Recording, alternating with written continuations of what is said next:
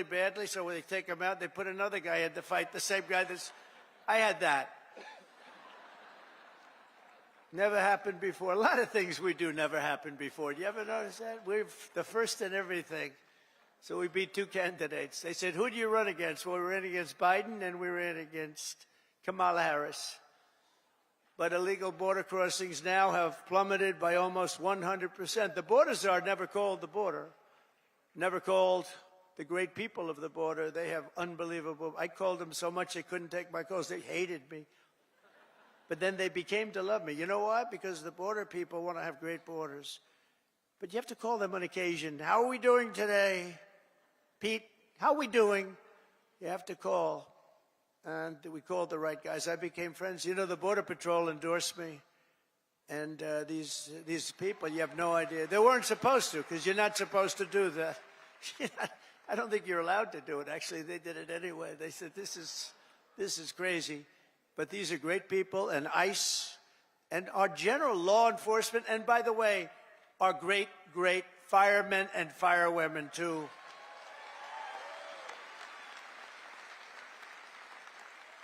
They were great. They all endorsed us. With the police, we got high 90s in terms of, and many of them were unionized, you know. We have a young lady who's right now going for the Department of Labor, and she tends to be a little bit on the slightly left of center.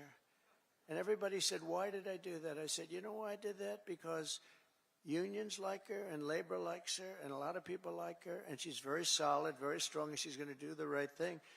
But they all voted for us. They didn't vote for me, they voted for us. We got the Teamsters, we got the firefighters, we got the police, we got the auto workers. We're so great.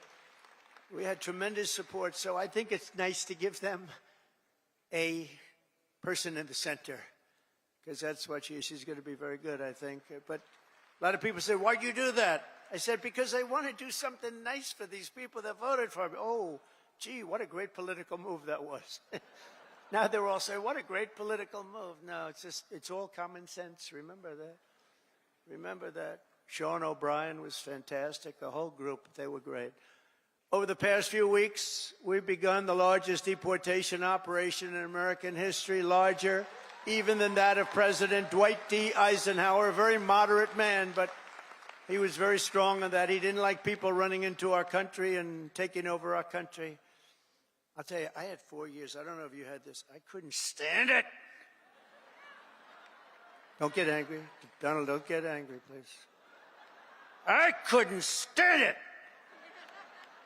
Watching these people come in from jails and mental institutions and the worst criminals in the street, gang members being dropped off in buses and bussed into our country. I couldn't stand it. So I said, I'm going to run for president again. And now we don't have that problem. Now we don't have that problem anymore.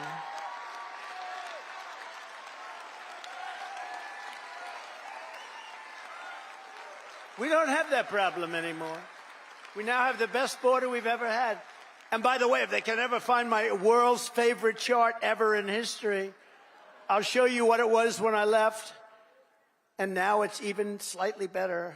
Can you drop that chart, do you think? I don't know. I never tell them about this, but they used to drop it like magic. If they can, they'll drop it. Who the hell knows? But it's my favorite chart. My favorite chart in history. We're liberating communities like Aurora, Colorado, and Springfield, Ohio, that have been occupied by illegal alien criminals from all over the world. We're rescuing the Americans whose jobs have been stolen, whose wages have been robbed, and whose way of life has been absolutely destroyed. And under the Trump administration, our country will not be turned into a dumping ground. We're not going to do it. We're going to have a great country again. It's going to happen soon, a lot sooner than you think, and we're going to have so much money coming in from tariffs. Oh, you're going to say, your senators and your congressmen are going to say, please, sir, please, you're making us look so bad. We have so much money coming in. I didn't know this was going to happen. Please don't do this to us. We look very bad. But they're great. They're doing well. I tell you, the Republican senators just They're sticking together. The Republican congressmen and women are sticking together. Every once in a while, you have one that wants a little action or something. I don't know what it is. It's so sad to see. I just hate to see it. I hate to see it, but they're sticking together. One thing about the Democrats, they have rotten, horrible policy, the worst policy in history, but they stick together. We have great policy, but sometimes they don't stick, but they've been sticking for us. They've been sticking. And I think the Speaker and the leader have done a fantastic job. That's Thune and Johnson, and I think they've done, two guys really working hard and they're really doing a great job. But we have a lot to stick with. We have a lot to stick together for, because what we've done has never been done before. Nobody's ever seen anything like this, and nobody's ever seen 4 weeks like we've had, especially the 4 weeks, the first 4 weeks. You know, that's like if you golf, when you sink that first 4-footer in the first hole, it gives you confidence. On the next hole, you sink another one. Now you go into that third hole and you can't, and by the time you get to the 5th hole, you feel you can't miss, right? Like a baseball player, he gets up and he hits our first one, and then the second at bat, he hits that one. And, you know, and we have great confidence. And they've lost their confidence, as I said. They've really lost their confidence. I watched them. They're really screwed up. I watched this MSNBC, which is a threat to democracy, actually. They're stone cold mean, but they're stuttering. They're all screwed up. They're all mentally screwed up. They don't know what. Their ratings have gone down the tubes. I don't even talk about CNN. CNN's sort of like, I don't know. They're pathetic, actually. But MSNBC was mean. Their ratings are absolutely down. This Rachel Maddow, what does she have? She's got nothing. Nothing. She took a sabbatical where she worked 1 day a week. They paid her a lot of money. She gets no ratings. I should go against her in the ratings, because I'll tell you, she gets no ratings. All she does is to talk about Trump, Trump, Trump, Trump, Trump. All different subjects, Trump this, Trump that. But these people are really, I mean, they lie. They shouldn't be allowed to lie every night. They are really a vehicle of the Democrat Party. They should be paying. Is that Gordon? Yes, is that Gordon? The great Gordon Chang? Is that Gordon? Stand up, Gordon. Wow. We have everybody here today. Thank you very much. How am I doing on China? Am I doing good? Am I doing good on China? Tell you one thing, nobody's ever done like I've done on China. Nobody ever let people know what was happening with respect to China. And I happen to like President Xi, and I have tremendous respect for the people of China, love the people of China. But we've been treated very unfairly by China and many other countries. And we're not being unfairly treated anymore. We had that down to a science in the first term, and then they lost it. You know, we lost over $1 trillion to China this last year under Biden, Crooked Joe Biden. What do we like better, Crooked Joe or Sleepy Joe? Ready? Ready? Crooked Joe or Sleepy? Ready? Crooked Joe. Sleepy Joe. Got to stay with Crooked. He had one ability that I didn't have. He could do something that I couldn't do. I don't say that because he was a horrible golfer. Remember, he challenged me during the debate to a golf match? He said, I'm a 6 handicap. I said, you're not a 36 handicap. He said he's a 6. And then he said, well, I'm 8. Remember? I said, that was quick. Picked up 2 strokes. He said, no, I'm an 8. But he's not a 36 handicap. But he had one ability that was amazing. He could go with cameras on him, television, fake news on him, probably because he knows they wouldn't cover it badly. You know, they covered him as well as you can cover him. How the hell can you cover the guy well? But he had this incredible ability. He could barely walk in the sand. Somebody thought he looked great in a bathing suit. And he'd walk in the sand pulling a thing that weighed about 6 ounces. You know those aluminum? See, aluminum's very good. It's meant for children and very old people to lift, right? So he would put it down, and he'd put it down, and he'd fall into it, and he'd immediately fall asleep in front of the media. I could never do that. That's the only thing. That's the only thing. I could never do it. No, he was Sleepy Joe, but he was crooked as hell. You know, there's no question. He was a sleepy, crooked guy. Terrible, terrible president. He was the worst president in the history of our country. I don't care, I'll say it. Jimmy Carter passed away recently, and he passed away a happy man. He was a happy man when he passed away, because he said that it's not even close. Joe was the worst, and believe me, I have to clean up the mess. I'm cleaning up the mess, and it is a mess on the border with inflation. To go over every single thing he touched turned to shit, okay? Everything. It's true.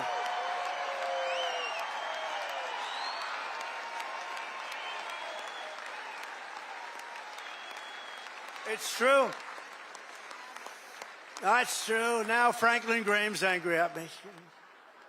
You know that. Franklin wrote me a letter. He said, I love your speeches. I love them so much. But they'd be better if you would never use foul language. And I told him, I said, Franklin, you know, Franklin Graham's a great guy, by the way, does a great job. The son of the great Billy Graham, right? But I said to Franklin, you know, sometimes you need it for emphasis. And he said, no, they'd be even better if you wouldn't use any bad language. That's not really a terrible word, you know. But that's a much more appropriate word, a better. What word would I use to describe? What word could I use? It's and we have to be truthful too. So you know, all countries are now taking their illegal aliens back, even those that stated strongly, "We will never take them back. Don't ever send them to us." But they said that during the Biden administration. They never said it during my administration. Venezuela's taking them back. Colombia's taking them back. Remember, Colombia said, we will not take them back, he said. And within about 13 minutes, I think, we would love to take them back. In fact, we will send our planes to pick them up. Remember? And they said, what happened? What happened? And you see these Venezuelan planes loaded up with some real nice people. You wouldn't have wanted to be the pilot on any of those planes. But they know we're not playing games, and just this week I officially designated bloodthirsty cartels and murderous gangs as foreign terrorist organizations, something which Biden didn't want to do and nobody wanted to do. It's true. The full might and power of the federal government will now be dedicated to eradicating MS-13, Tren de Aragua. That's the Venezuelan prison gangs. These are very nice fellows. The only thing good about them is they make our criminals look like nice people. It's true. Remember when they used to say, people that come in from foreign countries are nice people. These are wonderful people. These are good people. They're not murderers. They're not terrible. These people make us look like babies, okay? You know the Hells Angels? They're among the nicest people on earth when you compare them to these thugs. And the Hells Angels actually love our country, if you can believe that. They actually do. But their members and their leaders in the United States will be hunted down. I'm talking about MS-13. They're hunting them down. We removed tens of thousands, MS-13, Tren de Aragua, rooted out, arrested, and expelled from our soil like the savage monsters that they are. We don't have anybody coming up from Argentina. Nobody's coming up from Argentina to facilitate the mass removal of criminal aliens. I also issued an executive order to make available the full capacity and detention. We're going to use Guantanamo Bay. We have a detention facility that's actually massive. Nobody even knew it existed. Holds thousands of prisoners. We never used it. For 4 long years, you had a president who put illegal aliens up in penthouse suites in beautiful hotels on Park Avenue, on Madison Avenue, or on Fifth Avenue in Manhattan. Now you have a president who is stamping their ticket to Gitmo on a one-way trip back to the places from which they came. Wonderful places. Big difference. My administration is also moving swiftly to save the U.S. economy from the train wreck of inflation and worse that Joe Biden created. I withdrew from the one-sided Paris Climate Accord. It was a disaster. That was a disaster. I terminated the Green New Scam. One of the greatest hoaxes ever played on this country is the Green New Scam. We spent trillions of dollars on this nonsense, and just a total hoax. It really set back our country, I want to tell you, monetarily and every other way. And I canceled Joe Biden's insane electric vehicle mandate, where everybody has to have an electric car. And if you want an electric car, get an electric car. If you want a gasoline-powered car, if you want to have a hybrid, you get it. The only thing you can't do is a hydrogen-powered car. You know why? They said it really works great, but when it doesn't work, you never find the body. That's a bad sign. You know, when it doesn't work, they found the body on a tree about 250 yards up the road. It's seriously bad. So we'll leave hydrogen out of it for a little while, I think, or maybe permanently. I'd say permanently. To crush inflation by slashing spending, I imposed an immediate federal hiring freeze, a federal regulation freeze, and a foreign aid freeze we're given to countries that hate us. We're giving billions and billions of dollars to countries that hate us. And I signed an order creating the Department of Government Efficiency. You probably haven't heard of it, which is now waging war on government waste, fraud, and abuse. And Elon is doing a great job. He's doing a great job.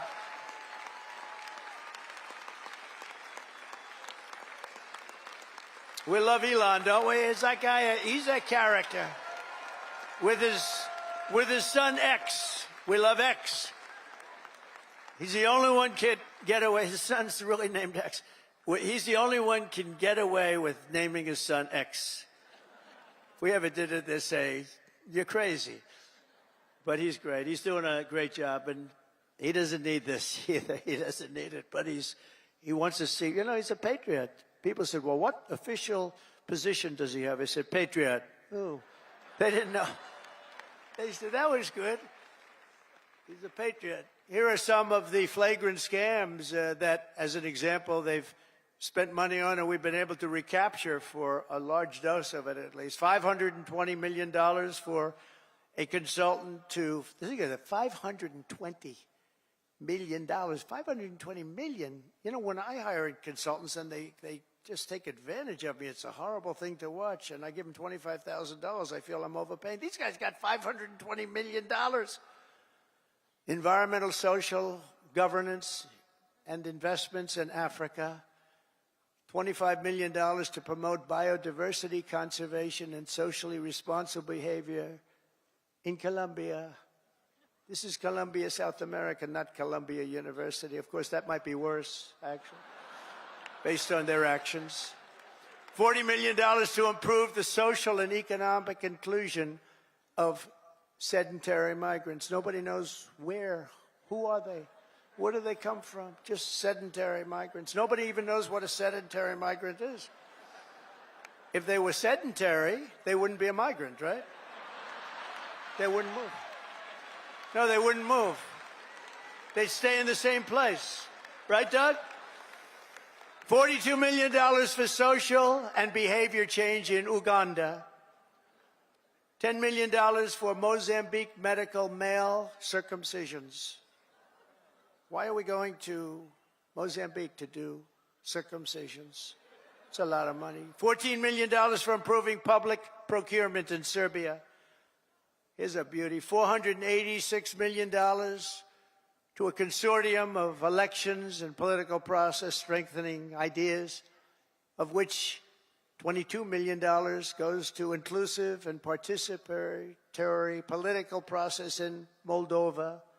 $29 million goes to strengthen the political landscape and help them out so that they can vote for a radical left communist in Bangladesh. You had to see who they supported. You wouldn't believe, yeah, you would believe it. Nobody in this room would be in that group. $20 million for fiscal federalism and $19 million for biodiversity in Nepal, $47 million for improving learning outcomes in Asia, $18 million for helping India with its elections. Why the hell? Why don't we just go to all paper ballots? Let them help us with their elections, right? Voter ID. Wouldn't that be nice? We're giving money to India for elections. They don't need money. They take advantage of us pretty good. One of the highest tariff nations in the world. We try and sell something, they have a 200% tariff, and then we're giving them a lot of money to help them with their election. $32 million for the Prague Civil Society Center, $14 million for social cohesion in Liberia, $9.7 million to develop a cohort Cambodian youth with enterprise-driven skills. Think of that. Millions of dollars for sex change operations in Guatemala, $20 million for Sesame Street in Iraq. They put on a little play on the street. $20 million. You could do it on Broadway and have $19 million left over. No, it's a scam. They get kickbacks and all sorts of things. It's a scam. Who ever heard of it? Think of it, $20 million Sesame Street, a play. We're also uncovering outrageous incompetence and fraud in the Social Security. We have, look, let's assume that people, generally speaking, in our case, and everybody in this room, we're going to all live way over 100, but this is a little ridiculous because not too many people are going over 100. Everybody, hopefully, in this room will. But there are in the Social Security ranks and files. And what we're doing now is finding out, do they get paid? Do they get paid? In other words, is somebody taking all of this money? So they have over 100 to 109, 4.7 million Social Security numbers. Think of that, from people whose age is over 100. 3.6 million people whose age is over 110 years. 3.47 million people who are over 120 years of age. 3.9 million people whose age goes from 130 to 139 years of age. 3.5 million whose age goes from 140 to 149 years old. 1.3, see, it's coming down now slowly. No, it's all a scam. The whole thing is a scam. 1.3 million people, 1.3 who are over 150 years of age. And over 130,000 people are listed on our Social Security rolls as over 160 years of age. Now, the final is at 1,039, so now we're down into reasonable numbers. 1,039 people are listed between the ages of 220 years old to 229. And we have one person who's listed at 241 years of age. And we have one person listed at 360 years of age, an all-time record, and our country's 250 years old. So that person's substantially older than our country. Under our administration, there will be no tolerance for Social Security fraud. We will not allow anyone to cheat our seniors, and those who will do that will be prosecuted by Pam Bondi and others. We are also going to Fort Knox. I'm going to go with Elon. And would anybody like to join us? Because we want to see if the gold is still there. We want to see. Wouldn't that be terrible? We open up this Fort Knox. It's just solid granite that's 5 feet thick. The front door, you need 6 musclemen to open it up. I don't even think they have windows. Wouldn't that be terrible if we opened it up and there was no gold there? So we're going to open those doors. We're going to take a look. And if there's 27 tons of gold, we'll be very happy. I don't know how the hell we're going to measure it, but that's okay. We want to see lots of nice, beautiful, shiny gold in Fort Knox. Don't be totally surprised. We opened the door, we'll say, there's nothing here. They stole this too. Now, we have a very corrupt group of people in this country, and we're finding them out. We're removing all of the unnecessary, incompetent, and corrupt bureaucrats from the federal workforce. That's what we're doing. And under the buyouts, we offered federal employees more than 75,000 federal bureaucrats. Think of that. Have voluntarily agreed to surrender their taxpayer-funded jobs. We want to make government smaller, more efficient. We want to keep the best people, and we're not going to keep the worst people. And, you know, we're doing another thing. If they don't report for work, we're firing them. In other words, you have to go to office. Right? Right? Look at her. If you don't report to work, you know, that's another scam. You know, who the hell, if I'm staying home, I'm going to, let's see, my golf handicap would get down to very low number. You'd be shocked if I told you the real number. But I would be so good, I'd try and get on tour. I would be so good. I'd call up, I'd say, listen, I'm really working here. Where are my clubs? Where are my clubs? Either that or, in many cases, they have second jobs while they're getting paid by us. So one of the reasons they're leaving is because they don't want to have to show that. And we're demanding to see that information. How many jobs have you had? Who paid you while you were working for the government? And we are demanding that people, if they work for the government, they have to show up and sit in an office and do their job, right? And we've also effectively ended the left-wing scam known as USAID, the agency's name. Has been removed from its former building, and that space will now house agents from Customs and Border Patrol. Beautiful. And at the ultra-left CFPB, which was terrible. So many people have been hurt by that. I used to get calls from lending officers, from owners of small banks, and they were almost crying. What they did to those people, they destroyed them, put them out of business. It was established by Elizabeth Pocahontas Warren. Does anyone know? Remember the Pocahontas scam? I'm an Indian, therefore I'm entitled to be a senator. I'm an Indian. She said, could we see proof of that, please? She said, well, the only proof I have is my mother said I have high cheekbones. Oh, that's no good, right? Remember she went out? I really spooked her, I tell you. Remember she went out, she couldn't take it anymore. I was calling her Pocahontas, Pocahontas. Everyone knew she was not an Indian. I had more Indian blood than her, and I have no Indian blood. I'd be honored to, but I don't have any, but I had more than her. Do you remember she went out and she had a blood test? And it came back and she was so happy because it said 1,024th. That means everybody in this room had more than her. But because there was even a scant, in other words, 1 million years ago, something could have happened. And she was so happy that she released it and she got killed. That was the end of her presidential career. She does not like me very much. But she's a very angry person. Do you notice the way she is? She's always screaming, and she's crazy. These people are crazy. The radical left is meaner. Yes. I don't know what it is, Doug. They're meaner than us, aren't they? We're like normal people. We're smart. We get our word, but we don't go crazy. Of course, they'll take my little rant from 15 minutes ago, the fake news.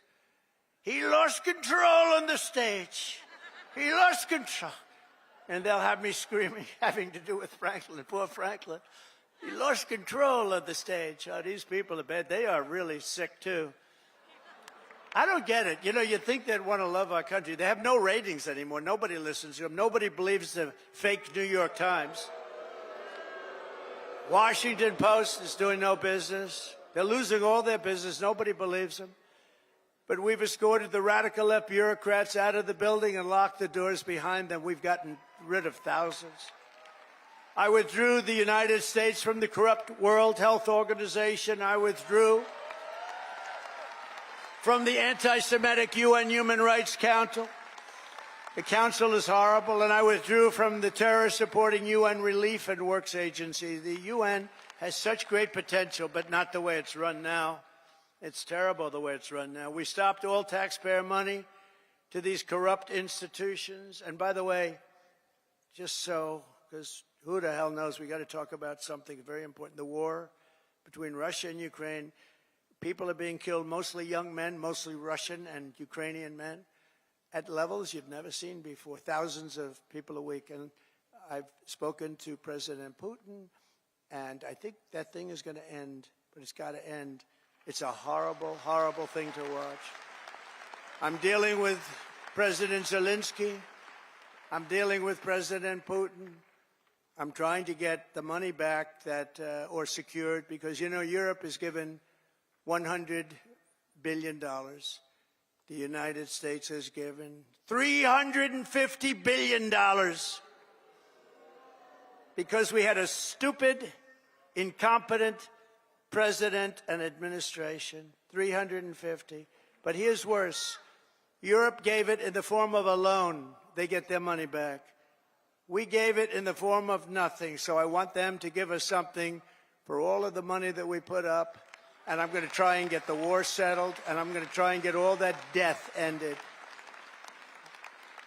So we're asking for rare earth and oil, anything we can get.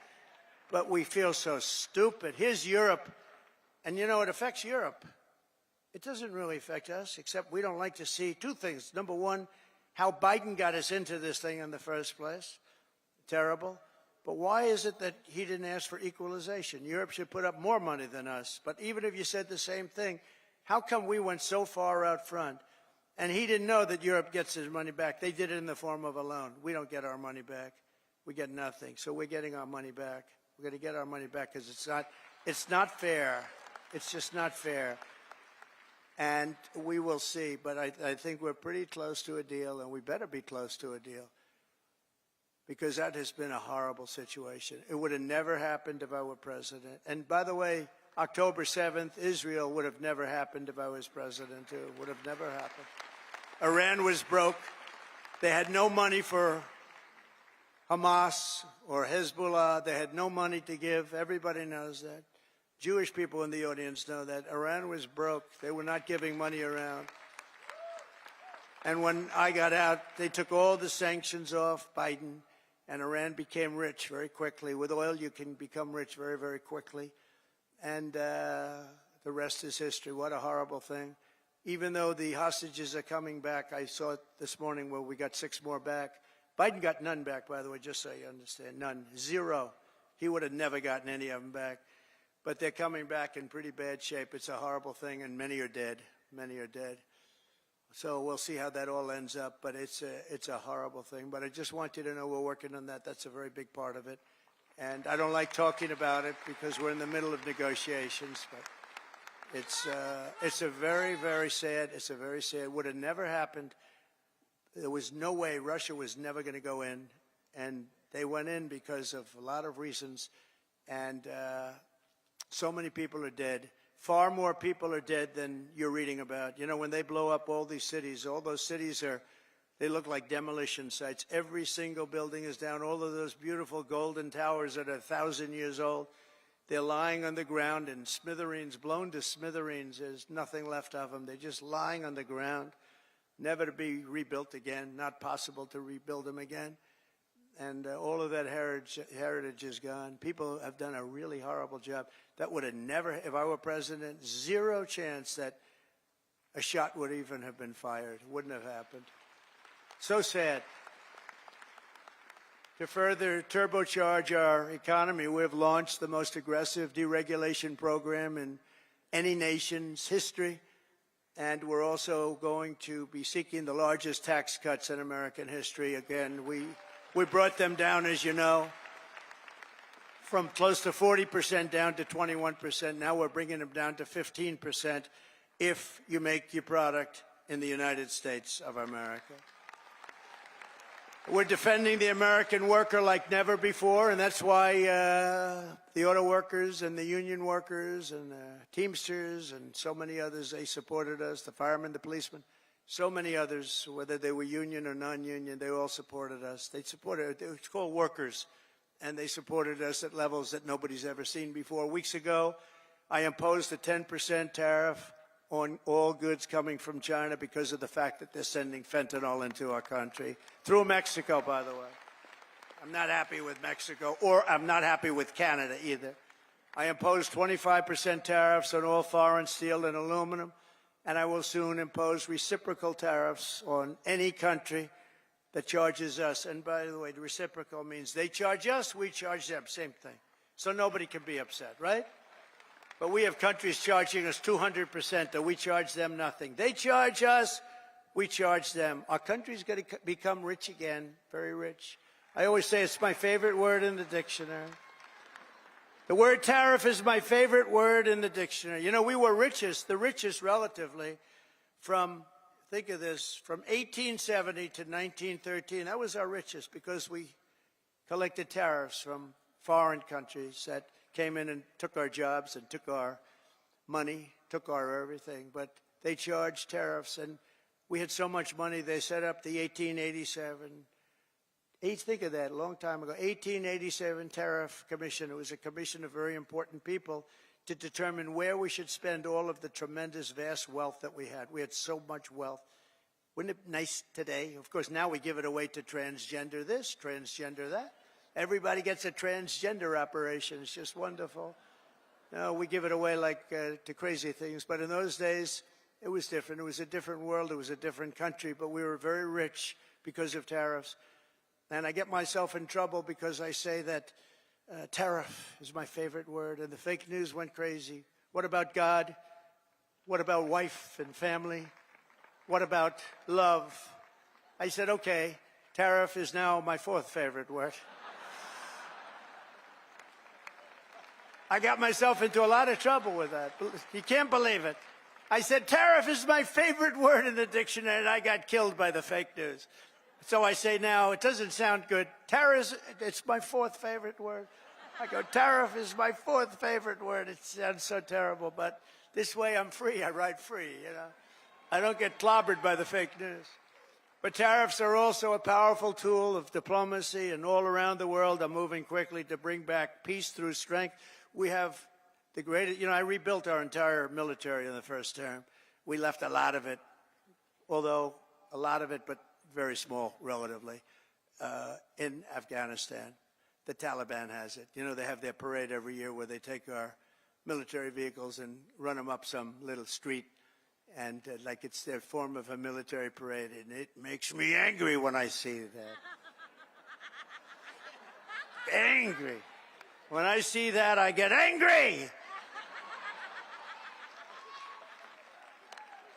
You know, we give them, I don't think anyone knows this, we give Afghanistan about $2 or $2.5 billion a year. Do you know that?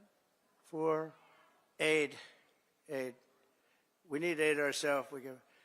And I'm going to go back, and I told them yesterday, I want to look at it, but if we're going to give them money, it's okay. But I want them to give us back our military equipment that they have. They're selling it. Doug, would you take that, please? All right? Write something up. No, I want them to give back. If we're going to give them that kind of money, let them give back the military equipment, which they have. They have tanks and trucks and guns and goggles. They have goggles. They have night goggles, better than we have, brand new right out of the box. It's unbelievable. So I want to do that, and I want if we're going to pay them, I want to get that equipment back, okay? Doug can do it. He's one of the guys. He's a business guy. To him, he's sitting there saying, how the hell did this ever happen, right? Can you believe it? We give them billions of dollars, and we gave them our military equipment. Just tremendous numbers of billions of dollars worth of military, billions and billions. We have a ceasefire in Gaza, and we're joined today by several survivors of the captivity under Hamas, including Noah Argamani and Ilana Gretovsky. Wow, look at that, how beautiful. What a beautiful group of people. Wow, thank you very much.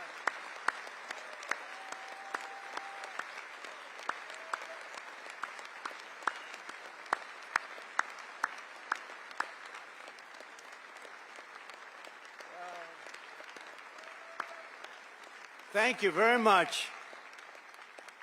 And you're sitting next to a great guy, Sebastian Gorka, who's also now in the administration. From day one, right, Sebastian? He's been a loyalist from day one. We love Sebastian. Thank you very much, Sebastian. Thank you, everybody. That's very nice.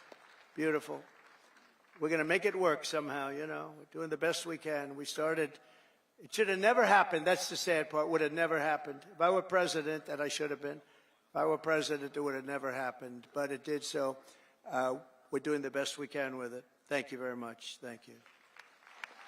Also with us are family members of some individuals who are still hostages, and we will not rest until all of the hostages have been returned back home.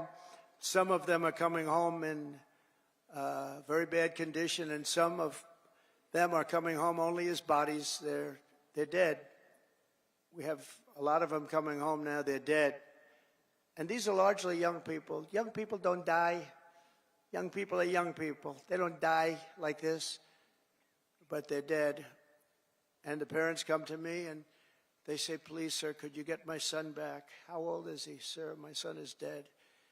It's important, just as important as if that son were alive, to get the body back. It's amazing, actually. Amazing. Just as important.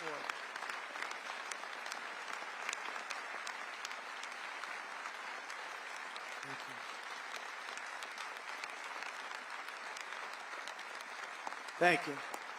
It's amazing, though, the parents. The parents are strong. I mean, look, strong. What does strong mean? Strong is their life is ruined. Really, it's ruined. I see the people. But they come up to me, and it's so important to get the body back. They know. And some are not sure. They're 80% sure he's dead or she's dead. But they have that little glimmer of hope, and I say, let them have that hope, right? Let them have that hope. But getting the body back is just as important as getting the son back healthy or the daughter back healthy. It's amazing to see when I see the level of intensity and love and sorrow and tragedy. As I said in my inaugural address, it's my hope that my greatest legacy will be as a peacemaker, not a conqueror. I don't want to be a conqueror.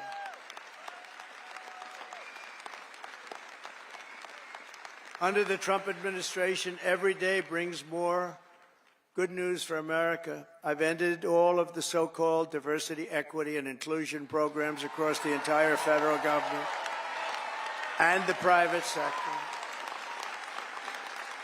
and notified every single government DEI officer that their job has been deleted. They're gone. They're fired. You're fired. Get out. You're fired. I made it the official policy of the United States government that there are only two genders, male and female. That was easy. I banned men from competing in women's sports. And I also proudly banned the use of, thank you. We banned the use of puberty blockers, hormone injections, and other chemical and surgical mutilation of your youth. Could you imagine making a speech like this 10 years ago? People would say, what the hell is he talking about, right? This is a sickness that came along with critical race theory and all of the other things that we had to put up with. And it's all out now, critical race theory and transgender insanity. It's all gone from our schools and from our military. And I believe it's gone, too. I think we've turned the heads of even the people that, if you can believe they're believers, I don't know if they were, but I believe that it's all gone. And I've directed the reinstatement of any service member who was expelled from the armed forces due to the COVID vaccine mandate. They will be returned to their former rank with full back pay. Full back pay.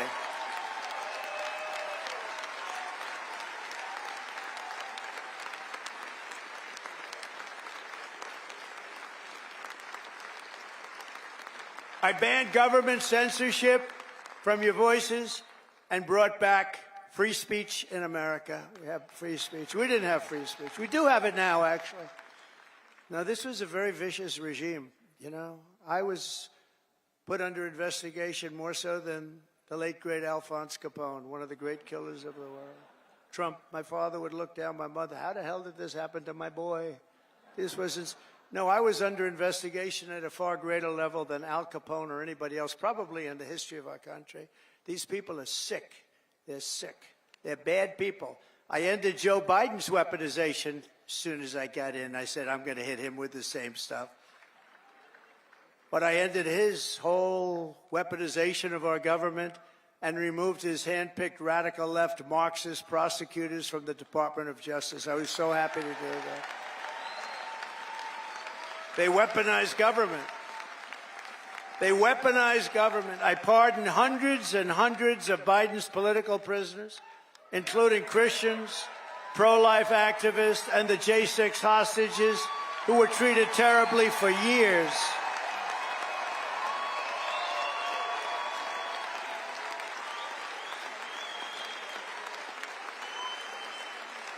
We even got rid of people like Pete Buttigieg, who did the worst job of anybody in the history of transportation. What a bunch of losers. I revoked the security clearances of Anthony Blinken, Jake Sullivan, John Brennan, James Clapper, and every non-patriot who lied to cover up Hunter Biden's laptop from hell. We took away their security clearances. And they're not allowed to enter any government building either. I also revoked Joe Biden's security clearances, the Biden crime family security clearances, and they'll no longer be allowed to access state secrets while selling themselves all around the world. Oh, well. Now, these were bad people. These were bad people. And I do that because this should never be allowed to happen again. What happened to me in this administration, what happened on J6, what happened on all of the things they did that were so bad, should never, ever be allowed to happen again. And on a friendlier note, I renamed the Gulf of Mexico the Gulf of America.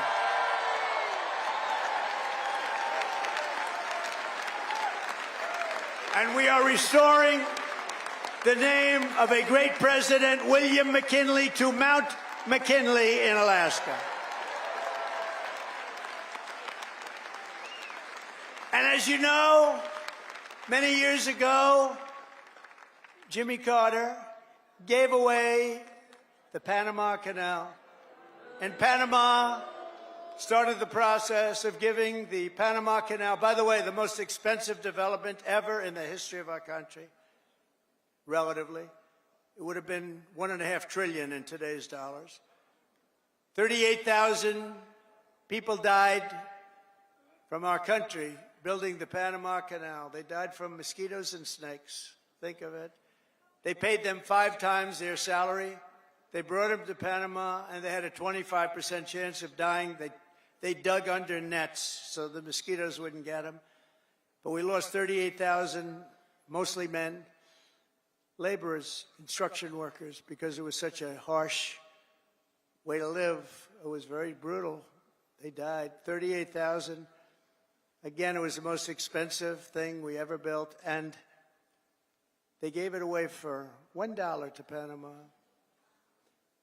And last year it made $5 billion. Also, that's one of the most successful projects ever built in terms of money, monetarily. And it's the 8th wonder of the world. It connects 2 oceans, with one being 16 feet higher than the other. Think of it, the Pacific and the Atlantic. Think of what that is. You're going through dikes and canals. Amazing what they did. It was really a wonder of the world. We gave it away for nothing. But we didn't give it to China. We didn't give it to China. We gave it to Panama. We're going to take back the Panama Canal.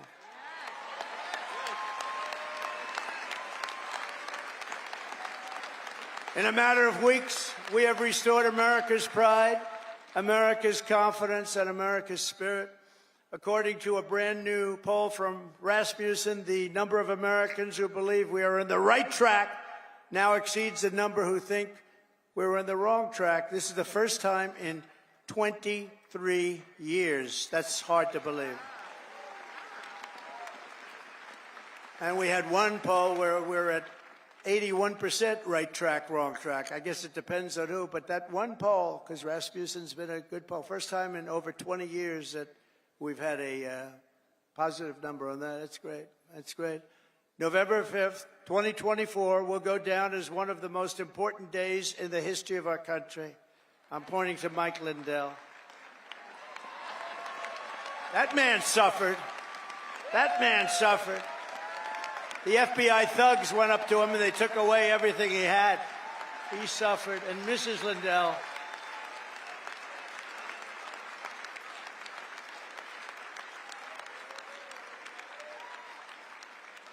was a great guy. They went after him. It was just terrible. This was a vicious weaponization of your government. But he's all, I'll tell you, he stood up. He's all man. He stood up strong. And nothing was going to faze him. And I want to thank you on behalf of everybody, Mike. You put up with a tremendous amount. And he never changed his mind. He said that election of 2020 was rigged. And he's more of a believer today than he was even 4 years ago. But now it's okay to say it, Mike. Now it's fine. Now, that's why, you know, when it comes to a day where you can't challenge crooked elections, we've got a real problem in this country. And as of January 20th, 2025, the dark days of high taxes, crushing regulations, rampant inflation, flagrant corruption, government weaponization, and total incompetence, those days are over. They're over. But we cannot stop now. We're going to push forward every single day. In the immortal words of that great American hero, Captain John Paul Jones, I have not yet begun to fight.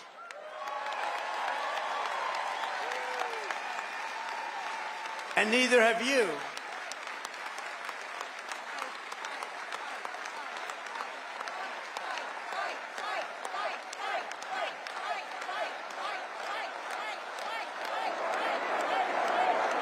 So together for the next 4 years, we are going to stand strong. We are going to work hard. We are going to fight, fight, fight, and win, win, win. Thank you to CPAC. Thank you, Matt. Thank you, Mercedes. Thank you very much. Thank you, everybody. God bless America. Thank you very much. God bless America. Thank you. Thank you. Thank you.